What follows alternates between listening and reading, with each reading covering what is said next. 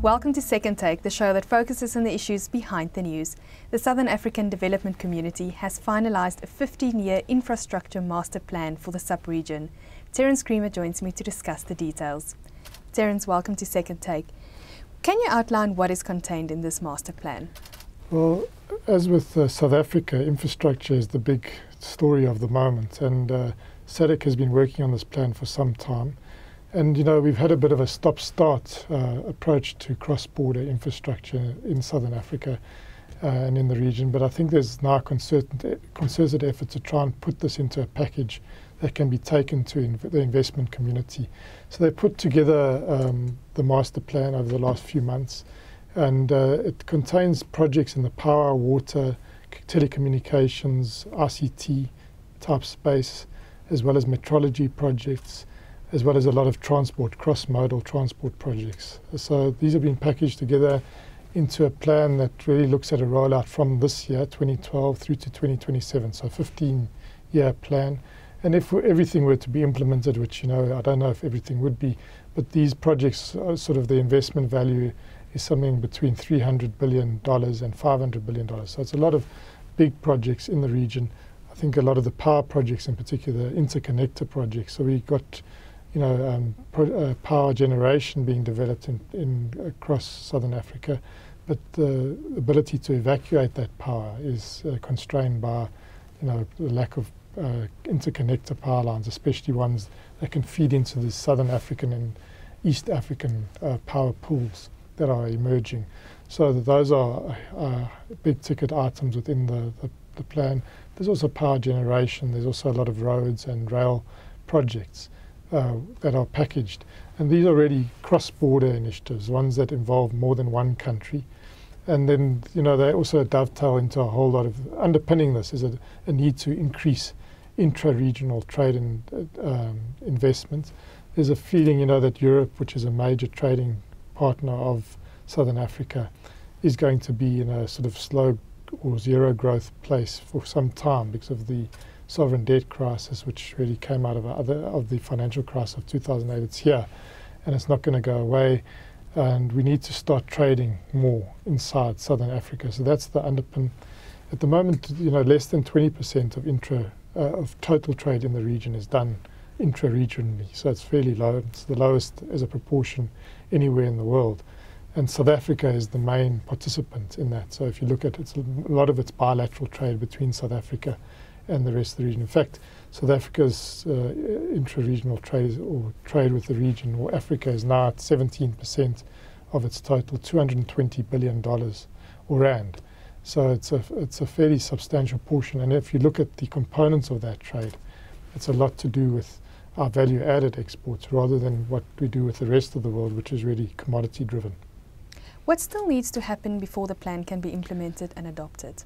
Well, this is the secretariat that's done this work. They're based in Gaborone, Botswana. This needs to now be taken to the decision makers. So next week we see the infrastructure ministers are meeting in Luanda, Angola, and they're going to be looking at the plan. The week thereafter, or early July, the finance ministers of the region are going to meet in the same city, Luanda, and going to look specifically at this master plan and the funding of it. And then once there's been endorsement at that level, it eventually gets taken to the heads of state meeting. And the heads of state, there's a proper full summit. We had an extraordinary summit earlier in the year where this came up, but we've got a full summit of the heads of state happening in Maputo in Mozambique. And that's where I think the plan is going to be endorsed and ratified, and there's going to be the political leadership that is needed for this plan to be implemented is going to be given at Maputo in August. But, you know, they've also been clear that they want this to be not just a SADC plan, but it must be aligned to what is happening in Africa generally, because we have SADC, COMESA and the East African community in talks to form a tripartite free trade agreement, and they're wanting to launch that during the course of next year. And that's really a free trade area that spans from Cape Town all the way to Cairo, 27 African countries, and it's really sort of half of Africa would be included into that in terms of GDP, population and number of countries. So they're wanting to align it to the African Union as well as those East African community type projects, and a lot of work behind the scenes apparently has happened to canvass that the SADC plan is aligned. And actually there's a number of projects, especially in the power interconnector space, that do cross into East Africa and into those communities, not just into SADC. And it's also aligned to the priority infrastructure plan of the African Union, that's called PIDA. And there's 51 projects, priority projects under PIDA. And again, this SADC plan apparently speaks to the PIDA plan. And we heard from the new World Bank Vice President for Africa that PIDA is high on their agenda, and they're looking to support that rollout over the next few decades. There is also a separate proposal for a new financing instrument. Can you offer some details? Yes, I think a lot of the stop-start nature of the cross-border initiative has been the fact that, you know, there's a lot of people can see the need for these projects and want to, you know, go ahead with them, but there's really not really a financing centre for this. And we have got the Development Bank of Southern Africa, which is involved in a number of projects. We've got the African Development Bank. But SADC feels a bit impotent in terms of delivery, and they would like, and the SADC articles do allow for a SADC development finance institution or a SADC-based development bank or just a SADC fund. And, you know, it's not dependent, the master plan is not dependent on that, but the initiators from the SADC secretariat would really like to see that that fund gets some sort of actualization over the next few months, where we can have a place where these projects can have a bit of a financial home. So there's talk about setting up a SADC fund or a SADC bank, and that will be canvassed, I think, with the finance ministers in July and again with the heads of state. And they're really talking about trying to capitalize that with the initial $600 million to $1 billion to start getting some of these projects taken to bankable stage.